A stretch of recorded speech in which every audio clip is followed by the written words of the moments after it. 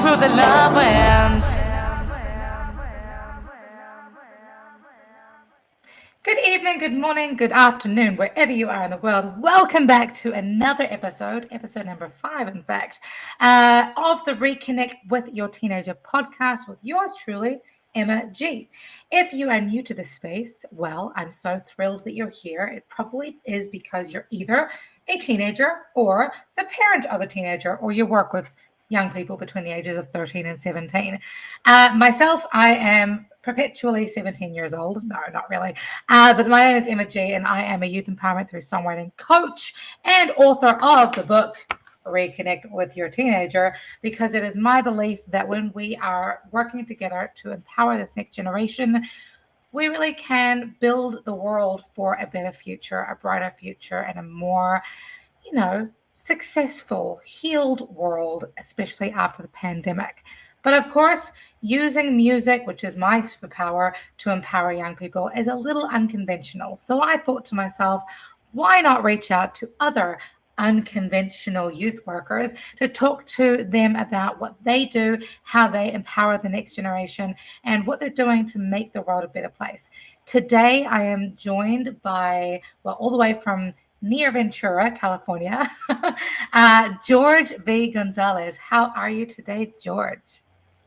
I'm doing great. Thank you so much for having me. Super excited to be here today.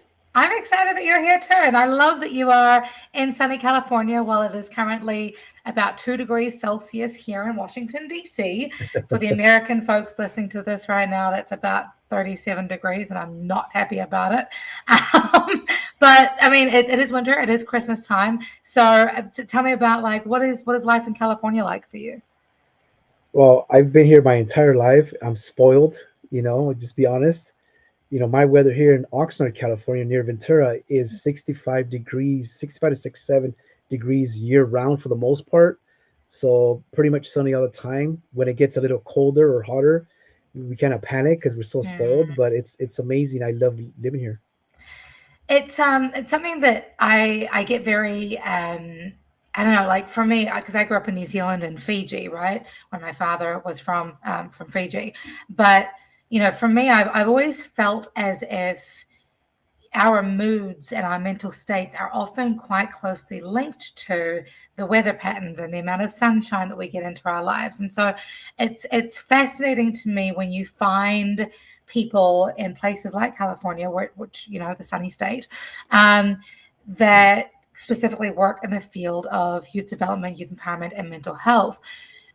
Coming from such a warm climate, how have you found that, what do you think are some of the root causes of some of the struggles that people generally are faced with because of the lessened risk of weather playing a factor? Well, I think being outside is nurturing, first of all, by Mother Nature. You have to be outside, you have to be around bodies of water, green grass, fresh grass, and you have to be exposed to the sun. If it's cloudy, I'm in a bad mood if it's cloudy. And I've been here like this my entire life, and I see other kids like really grouchy when it's cloudy. Because why? Yeah. Because we need the sun. We need to be outdoors. We need to be in the swing set, in the grass, in the dirt. We need that as children and as adults as well. So yeah, definitely. Outside it's impactful, definitely. I love that. So I want to talk a little bit about what your superpowers are, because you're a first generation American, originally from Mexico, which I love. I technically guess I'm not first generation. I'm a transplant. So, but my mother is from America. She's from Pennsylvania. So, I'll claim that. But, as somebody who, was born and raised in California, you have been through some pretty adverse experiences, shall we say, which led you, I think, to your calling as a coach, but also as an author. And I love that, in your bio, you talk about, if people are struggling to find a new direction in life, especially after facing tragedy, or are wondering how to reinvent themselves and pursue their dreams, I'm guessing also in the face of challenges, you're the person to talk to. And I love that, because as somebody who's also been through a lot of adverse experiences with 10 brain surgeries and so on and so forth. Um, I think it's really easy for people to look at people like us, think they have it all together. Why should I go to them for coaching? Can you tell me a little bit about how you came to be a coach and your own sort of struggles, if you will, that you've turned into your own type of blessing? When I was young, I always had young people come to me for guidance. Mm, You know, I've always had like this little chip in my shoulder as a little kid. So I would go through some stuff. Growing up here, United States, first generation, my family was from Mexico. The culture was different, so I had to learn a culture that my parents weren't weren't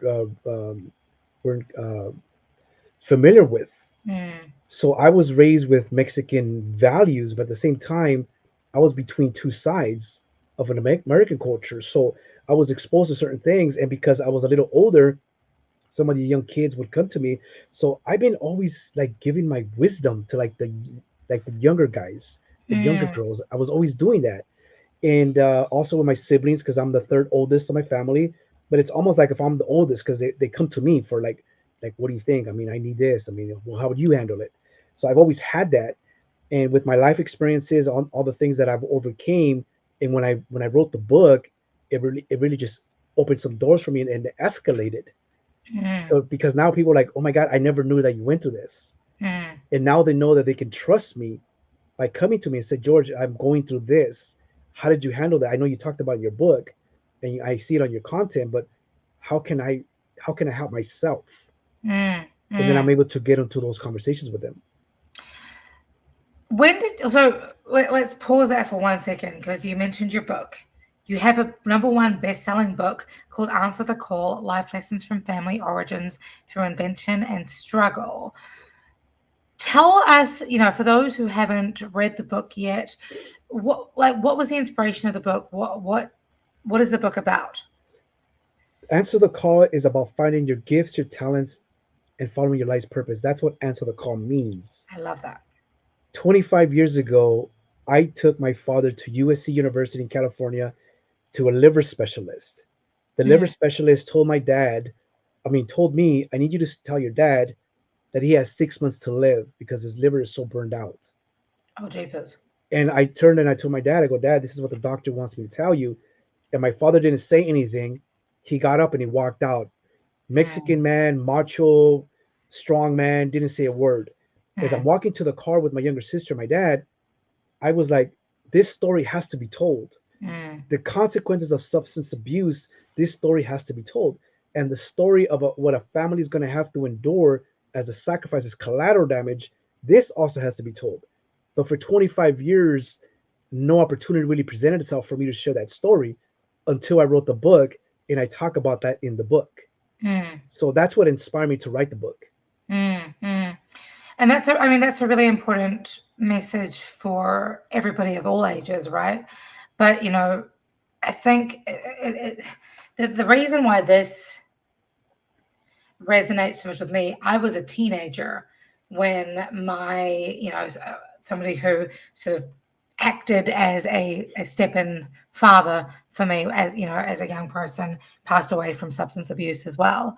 And I think that's a really difficult subject to broach with our young people, not just about loss, but Mhm. about the importance of being mindful of our own substance use, despite, the cool factor, despite the peer pressure that we may be under. With this book, how have you found people have responded to you in terms of their own experiences? Well, because I'm so open and transparent about my journey, because I also, even because my father was an alcoholic, my mom had a younger brother, which was 10 years older than I was. She asked him, I need you to be a part of my son's life. So, Mm, in the absence of my father, I had an uncle that stepped in as that father figure. And mm, I talk mm, about this in my book. And I was 14 at that time. So, I was also a teenager. Mm. This uncle of mine taught me how to drive. He taught me how to paint cars. He tried to show me how Hmm. to play guitar. He showed me how to drive a semi truck because Okay. he was like my first mentor before I even knew what a Right. mentor was. Right. So it's important that every teenager, in the absence of a parent, needs to have somebody there to guide them through life, whether it be an older brother, an uncle, a cousin, a neighbor, a pastor, but somebody has to guide our youth so they don't get lost in the streets. Mm. Mm. It's so important. Now, you also talk about, having a disability, which I think is a really beautiful topic to talk about because not only do we have a bunch of, differently abled humans, Hmm. teenagers, in the country, but also a lot of people who look at differently abled people and immediately jump to conclusions about who they are, and what their um, limitations, perceived limitations, I should say, are, especially when those disabilities are, invisible, like yourself and like myself. Can you take me back to what happened to you a few years back when you developed a disability? So when I was 39 years old, I had a slip and fall in the company that I used to work for, and I herniated a disc in my lower spine, one in my mid spine, and one in my neck. And that disabled me for about 3.5 years. Mm, 2.5 years of that, I was heavily medicated. I was depressed and I had suicidal thoughts. This is the consequences of any kind of drug, whether it be mm, medication or substance. That's the consequence of that. And I mm, was able to pull myself out of there. And I remember people used to see me that I was depressed and I looked a little off because I was medicated. But what they didn't see when I got off the medication, they thought I was fine. mm, They thought I had no pain, I had no struggles, I wasn't dealing with anything. It's almost like if I was making it up. mm, But they didn't see the pain that I had to be stronger than that pain because I didn't want to be in that medication. So I started doing like stretching and yoga and core strengthening and whatnot and herbals, teas and herbal things and whatnot to eliminate the inflammation that was mm, causing these issues. But people literally think that, yeah, he's fine. There's nothing wrong with him because, like you said, it's invisible to them. They don't see it. mm, Only we feel that physical pain. mm, mm. So, how do you navigate that, or how do you help the young people that you work with navigate that when they are differently abled? Well, I tell people that there's no one going to understand your journey other than you. No one feels your pain, and they're not going to feel it. They can only imagine what the pain feels like. It's not until they go through similar pains, and then they're going to say, "Oh my God, now I know what George is going through," because that's exactly what happened to me. A couple years after I was hurt and I was getting my back on my feet, I had family members that had back issues and Mm, had sciatica nerve issues and whatnot, and they would say, "Well, is this what George is going through?"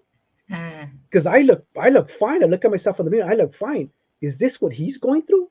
mm, I mean, they don't need to apologize to me, but now they understand the fact that, yeah, we may look normal, but only we know the pain that we're going through. And I, mm, and I think we need to be like sensitive of other people's feelings and what they're going mm, through because we have no idea of what they're covering through that smile or that laugh or the enjoyment that they're trying to give the world. Because I don't want anyone to see and feel that I'm suffering, because then that'll make them suffer or mm. get worried about me. So we hold a strong face. So we have to be sensitive to that about people. For sure. I mean, I would never wish on anybody, not even my enemies, to have Mm-mm. the kind of disability that well, I say the kind of disability. I struggle personally to use the word disability to associate with myself because, I'm personally, I'm perfectly able. I can run, jump, high five, do all of the things. It just happens that fun fact, have had 10 brain surgeries, but I wouldn't wish that upon anybody, No. not even my worst enemies. Mm-mm. And so, when it comes to navigating um, that terrain, when it comes to uh, expressing my truth and expressing, what that feeling is like for people, to people rather. I think it's really, I don't like it, it almost makes them feel uncomfortable, and I would never want them to feel uncomfortable, right? And it certainly doesn't make me feel better when they're feeling uncomfortable. So I'm curious, like, if you're working with a young person who is trying to navigate their own limitations, what does that look like for, through the lens of George V. Gonzalez's coaching? Well, what I like to do is I like to share with them every part of me, the vulnerable parts, the dark parts, because I want them to see that I'm vulnerable with them, Mm, and that I want them also to feel that they're not on this journey on their own. There's a lot of us that are going through similar things. Some of us that might already surpass that particular part of our lives, but we're mm-hmm, also still dealing with certain things. mm-hmm. And when I'm able to do that and I'm able to open up myself and be vulnerable to them, then they know they can trust me, because now we have relatable experiences. I'm not telling you, oh my God, I can only imagine what you're going through. No, no, I know what you're going through because I already went through that too, or I'm exiting that. Yeah. And we got to be able to connect with them on that much personal level. I love that because I think you're completely right. Vulnerability is the key to Mhm. everything, and especially when it comes to young people, because it's so often we speak to our young people and they're like, "Oh, nobody understands this. You know, I'm all alone here in this drowning in misery."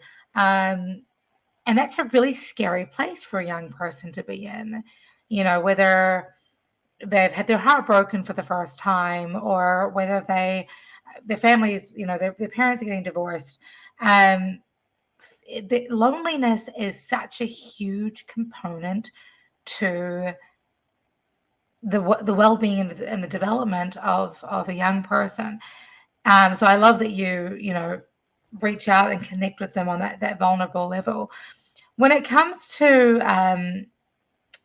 you know, okay, so let's say that you've talked to them, they now realize that they're not necessarily alone, but they're still struggling with their emotional overwhelm. What does that what does that mean for you and the work that you do when it comes to being vulnerable, or when it comes to helping them overcome, you know, or not helping them overcome, but helping them to um, be okay with who they are? You know, I'm gonna, on a more personal level, the way I Please. raise the way I raise my daughter Hmm. is I wanted to make sure that I knew what makes my daughter happy Hmm. and what makes her sad. What are her likes and dislikes? Now, our children, the kids, the next generation, they think differently than we are. Their needs are much different than ours. Hmm. So we have to raise our children and maneuver our children in such a way where it needs to be their decision, not our decision, because it's their life. The outcome at that very end is not going to be ours, it's going to be theirs. Mm. So we have to take a step back and ask the question, where are your happiest moments? What does Mm. that look like? What makes you happy? Well, Mm. these things make me happy. Okay, great. Which are the moments where it makes you like disappointed, that maybe a little upset, that you don't like? Well, these moments don't. And then you get a really understanding of this person's, not only their attitude, their personality, and you have to speak to them in such a way where you trigger the good things and not trigger the bad things. Right. Because if you keep triggering the bad things, they're going to be explosions. Of If you course. keep triggering the good things, you're going to see happiness, laughter, enjoyment, fulfillment. And then they're going to want to have conversations with you. And then they're going to want to go with you to the store. Simple Mm. things. Mm. If you I, upset them, they're not going to want to go to the store with you if you upset of them. course not. No, that's true. That is completely true. I love that you brought up how this generation's very different Right. to the previous generation. With the global mental health crisis as it is, especially affecting Gen Z, I feel as if there's been a shift in the things that make Gen Z happy. And a lot of the time, um, there is a lot of crossover, but there isn't necessarily that conversation about the similarities between generations, if that makes sense. Yeah. So, like, you talked at the very beginning of our conversation about the importance of getting outside and getting some vitamin D and digging your toes into the sand or in the dirt or whatever it is that you're doing. Um, and this, Gen Z, even millennials, are much more willing to go outside and stay on their phones. So, how does that sort of impact the work that you're doing? The global, like you said, mental health issue in 2021 just exposed and broke a lot of people. 2021, with the pandemic, it made people realize and ask themselves, like, what am I really here? Mm, Am I really doing what I'm supposed to be doing? But they're lost because they can't figure it out. mm-hmm, And when I'm having conversations, when I can see and hear that they're going through some things that could potentially be like mental issues, like you said, mm-hmm, the question is, what do you love to do? What are you good at? And if money was not an option, what would you want to do for the rest of your life? right. We have to bring out the things that makes them happy and the things that fulfill them, Mm, because that, if you're in that stage, there is no negative stage if you're mm-hmm, at that stage, because when you're doing something that you're good at, you're happy. When you do something that you're passionate about, there is no troubles. right. The moment you figure out, I want to do this for the rest of my life, as money was not an option, now you have a target to hit and a Yeah. target to go after. So if you don't have something that you're chasing, you're just there, just existing. Mm, But give somebody something to chase, and they'll be happy chasing it. I This is love that. why, that's why a lot of people, when they succeed in certain levels, then they're looking for the next success and the next stage and the next stage, the next stage. Why? Because they're looking for that chase to Yeah. make themselves happy and fulfilled. Yeah, yeah. I this reminds me of a quote that I heard years ago. It's like the success is not achieving the thing you wanted to achieve. Success is in the searching. It's in the seeking. I love that so much. Um, and you hinted at something else that I want to dig a little bit deeper in, and that's around giving our young people the opportunity and platform to really lean into the things that they're good at and the things that they love. I have found that, because I've been teaching in the youth workspace for 18 years now. Don't tell anybody. But one of the things that I've seen change a little bit over the years has been our susceptibility to try to appease our peers as opposed to appease our own desires. Is there something that you do with your clients that helps them stay aligned with their mission or their happy space? Something that's difficult for a lot of people is boundaries, Oh, and say that something, again. and boundaries are very Yeah, difficult for a lot of yeah. people. No, And I not, know. I love that. I just yeah, repeat that over and over again. Yes, yes. not only that, but self love is also a Yeah. big thing. So, what does self love look like? Self love looks like me doing what makes me happy. Mm, Because if you're not happy that I'm happy, then you're really not happy for me. So I need to remove you from here then, mm, because your best intention should be, what makes George happy, mm, because I want to see him happy. mm-hmm, If you want to see me miserable and only you want to be happy, then we're having the wrong conversation here. We're around the wrong people. So I mm-hmm. always tell people, okay, what makes you happy? Forget about everybody else. And sometimes it's about forget about the family too, because they don't know who you're supposed to become. Only you know that. So if you're supposed to, like, for instance, my daughter wanted to play softball when she was 12 years old. Mm-hmm. I signed her up because that's what wanted. She was happy doing that. Out of that happiness, I became an inventor, inventing a batting machine for baseball and softball for her. She became That's a awesome. five. She became a five-time All-Star, 1 year Rookie Year, and 1 year MVP because I put her in the place where she wanted to be happy at.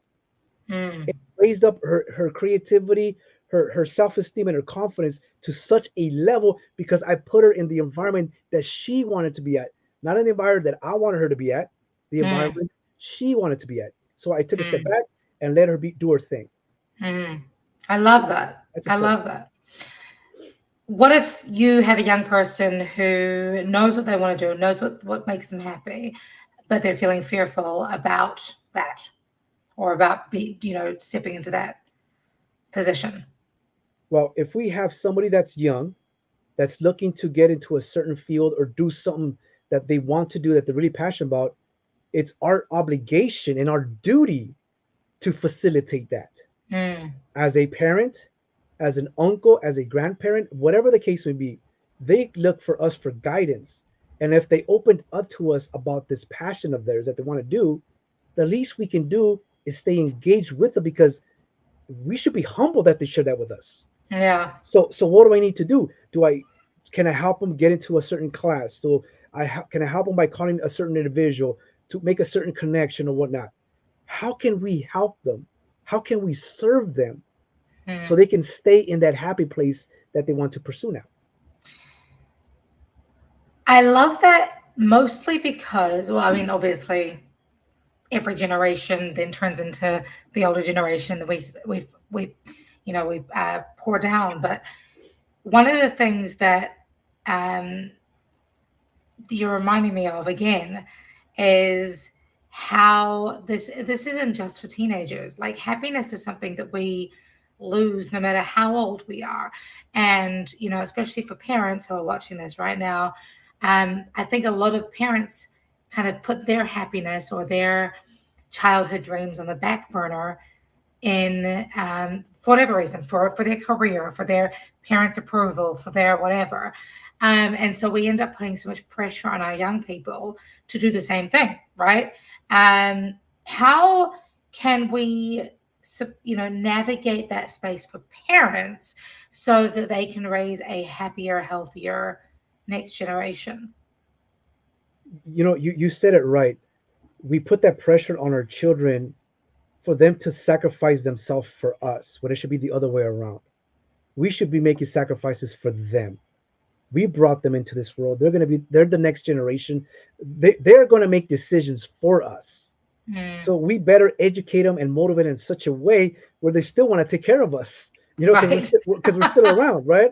So our obligation is us to them, not them to us. And I think we need to understand Mm, that we are going to either advance them and project them to a certain direction, or we're going to damage them in such a way where they're just going to be just here and that's it. So we yeah. have to make sure that we sacrifice ourselves for them and put them in position, give them the tools that are necessary and the guidance that's needed for them to do what they're meant to do, which is the next generation. Is, like I said, they're going to be making decisions for us. Yeah, yeah. Such important work what you're doing, George. Thank you so much for your time. I really appreciate you coming and talking about your book, your story, your journey as you have used your adverse experiences to help other people recognize that they too can answer the call. We don't need to stay married to our trauma. We can overcome it and actually turn it into a superpower if we want to, which is beautiful. If people want to get in touch with you, obviously it's georgevgonzalez.com, but they can also grab a copy of your best-selling book. Do you have anything else that you would like to share with the audience before we take off for today? I just want to close by saying that we need to allow our next generation, our youth, and our teenagers, for them to become who they are meant to become, and not the image that we think that they're supposed to become. And I think we do them a huge disservice because we were all given a gift, a talent, and a life's purpose. And it's only that individual that knows what the true calling is. I don't know what the calling of my daughter's life is. Only she knows that. So I cannot interfere with her calling, just like I can't let anybody else interfere with my calling. So that's how we really help out the next generation. I love that. I love that. Thank you so much, George. Thank you, everybody who's tuned in tonight. Until next time, be good, be kind, have a great holiday celebration, however you celebrate. And if it was Hanukkah, then happy Hanukkah for last Friday. Until next time, friends, be good, be kind, spread love like it's going out of fashion. And don't forget to take some time to reconnect with your teenager.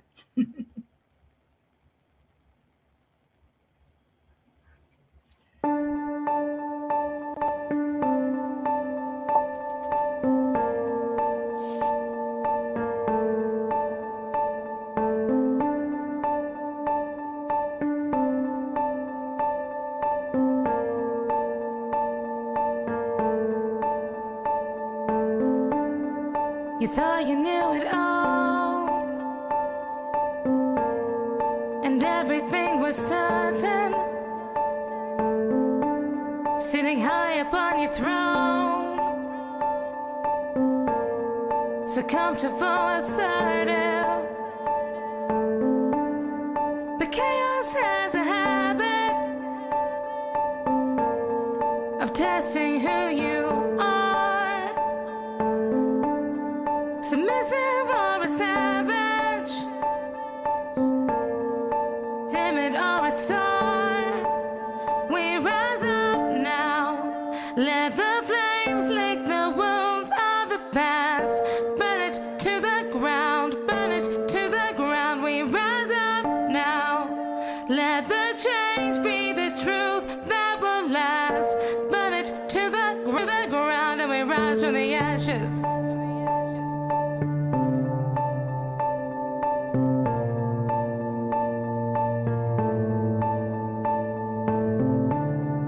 Leaning into faith,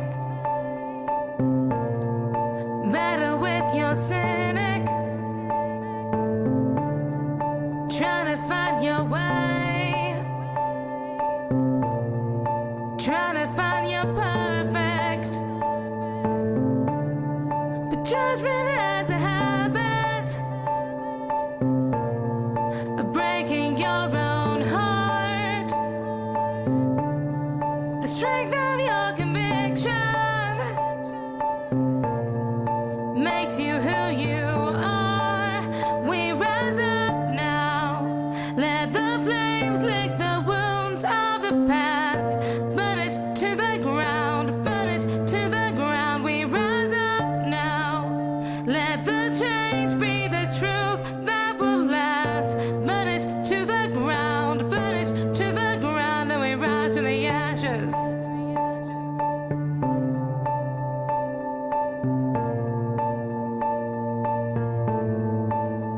We rise from the ashes.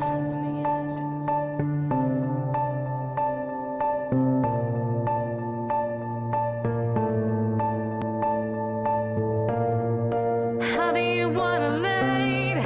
Change is a given. Decision is the key. We rise from the ashes. We rise up now. Let the flames lick the wounds of the past. Burn it to the ground. Burn it to the ground. We rise up now. Let the change be the truth that will last. Burn it to the ground. Burn it to the ground. We rise up now.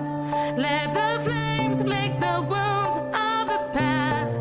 Burn it to the ground. Burn it to the ground. We rise up now. Let the change be the truth that will last. Burn it to the ground. Burn it to the ground. And we rise from the ashes.